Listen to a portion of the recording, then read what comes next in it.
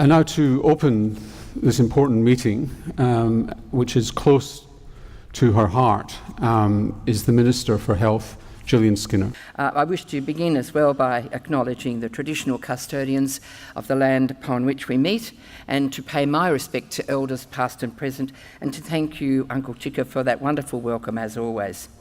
Welcome to all you innovators, because I'm imagining that everybody in this room is a health innovator.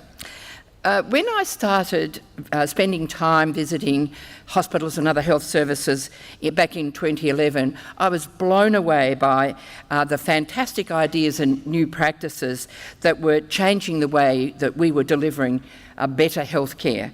So started the New South Wales Health Innovation Symposium, designed to showcase the pioneering work being done across the New South Wales system every single day. The Symposium is now in its 5th year, and I'm truly amazed at how much has been achieved in healthcare through innovative practices in that time. I take great pride in remembering the energy and the ideas that you have all contributed to each of these forums.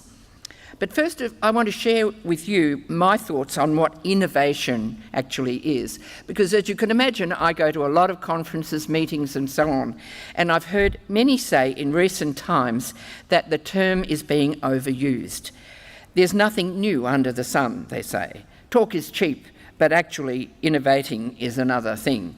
Well, I agree with those statements, so let me give you my take on innovation. First of all, my thesaurus gives me options. It can mean novelty, invention, revolution, origination, modernisation, improvement, advance, and originality. And I reckon that in health, it means all of those things.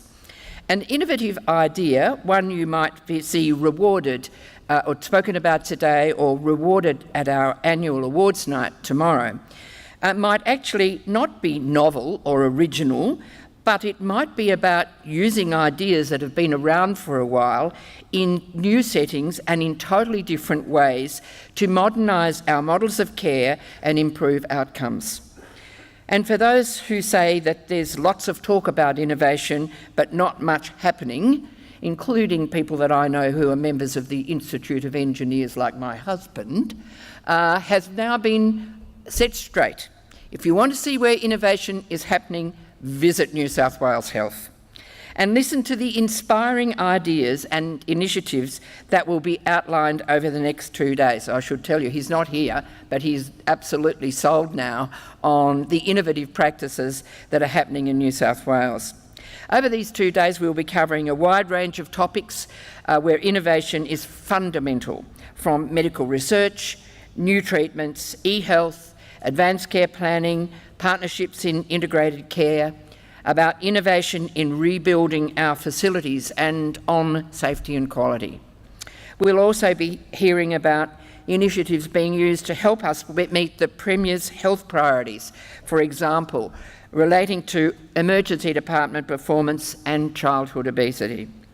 I can assure you that we've not raised our performance of 59% of our patients through the EDs in 4 hours 5 years ago from 59% to 75% now by doing same old, same old. Improvements not just to the statistics but to improve patient outcomes have relied upon innovative new models of care, bringing experienced doctors and nurses to front of the triage process, for example, introducing new arrangements to dramatically improve transfer of care of patients from paramedics to hospital staff, through the use of electronic boards and e-health and investment in IT, by redesigning the hospitals that we are building to better match the new model of care for emergency service delivery, and by engagement of staff right across the whole hospital in the wards. ED improvements are not left just to the practice in the emergency department or indeed the hospital, but increasingly through whole of health initiatives that engage all across the whole health system, from provision of healthcare in the home or the community. It is gratifying to see a greater focus on community-based care and the new appreciation of the work done in non-hospital settings that has occurred gradually over recent time, and across government agencies and with other non-government parties who are partners in preventive health and in managing chronic illness. Just yesterday, I enjoyed a very constructive and informative discussion with allied health staff, and among the myriad topics we covered was the focus of trying to address overweight and obesity in children, and I know that we'll hear more about that today. It's all about ensuring we provide the best quality care we can in the best setting possible, about engaging our consumers in designing our services, and about being open and accountable for the improvements we make as well as the areas where we need to improve. It is these areas, the areas for improvement, that seem to be the issues where the most innovative thinking occurs. Much of the innovation in health comes from the clinicians and health professionals at the front line of patient care. As Norman said, I'm always blown away when I visit nurses and see their essentials of care projects and the leadership projects that they're involved in that actually is changing things on the ward. This is where the real discoveries and improvements in health services are made. So the theme of this year's Symposium, Festival of Contagious Ideas, it will showcase how our local health districts are embracing and celebrating innovation at the front line, and then hoping to make a real difference to patient safety and quality care right across New South Wales. And I want to say just a few things about the New South Wales Health Awards. The Symposium again coincides with these awards, which are in their 18th year. And a special word of thanks to Baxter Healthcare. I'll say this again tomorrow night, but a really special vote of thanks to them for their ongoing commitment, having sponsored the awards every year since their inception. And welcome to Cerner, a major sponsor new to the awards. I'd like to tell you about the criteria that I use to select the Minister's Award for Excellence. I believe that the important thing for me when I'm looking at these nominations is to select projects which address a known and widespread need in our health system. And I choose them because I reckon giving these projects a profile might encourage others to check them out and emulate them. So the contagion effect. They may not be unique or even original, but in their application they've been well supported, evaluated, and found to be making a real difference.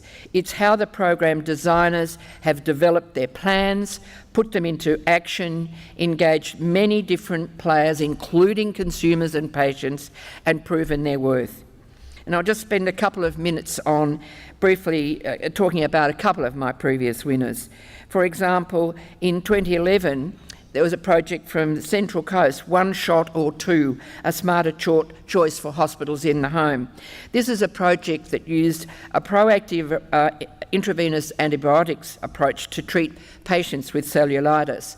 It showed that there was increased efficiency of cellulitis management, allowing staff to treat patients in their own homes rather than admitting them to hospital, and this has led to reduced cost, greater capacity and happier patients. 2013, In Safe Hands was one of my favourites. I saw this in practice when I visited Orange Hospital. It's a structured interdisciplinary bedside rounds that I saw up there. I'm sure that other hospitals were doing it in different formats, but I saw this myself and I was blown away again by how it allowed care to be delivered by this daily interdisciplinary patient and family-centred rounds, delivered in plain English with collaborative care and goal planning involving patients, family and the multidisciplinary team. This has led to improved patient safety, reduced length of stay, happier patients, and I'm happy to say that it's now been much more widely spread throughout New South Wales Health and hospitals. The food packaging improvement project that was my winner in 2014, I'll never forget, because the elderly patient who we invited to be with us at Concord Hospital when she was a patient to describe the benefits of it to the media, when she poured her easy-to-open cornflakes packet into the bowl, poured the milk on and demonstrated how easy that was with her arthritic fingers. They asked her if she was going to eat it. Her response was, "Oh no, I'm a porridge girl, Jillian." That's a note on my board. Look, there have been many others. The electronic management program at Concord that's now been so successful. It's being implemented across 30 of our hospitals and more as time goes on, improving patient outcomes, preventing medication errors. These are the innovations that involve a whole lot of people. That one involves not only the staff working on the pilot there, but all the people in e-health, the IT specialists. These things are very complicated behind the scene, the pharmacologists, and I congratulate every single one of them. In fact, I think nearly everybody working in New South Wales Health is an innovator. I will never stop saying that, and I congratulate every single one of you. I look forward to the rest of these 2 days, and to, particularly at the end of it, the pitch for the inaugural Bob Lease Transforming Health Awards. You might recall that last year we had the Arts Health Awards. I think it was one of the fun parts of the 2 days. This year, I'm particularly pleased to be introducing the Bob Lease Transforming Health Awards. For those who didn't know him, the awards are named in the honour of the late civil engineer and former chairman of Health Infrastructure, Bob Lease, who's a Fellow of the Senate and Pro-Chancellor of the University of Sydney. He was involved in the building of the Sydney Harbour Tunnel. He had a tremendously important role in the Sydney Olympic Games, and he was a guiding light for us in terms of health infrastructure.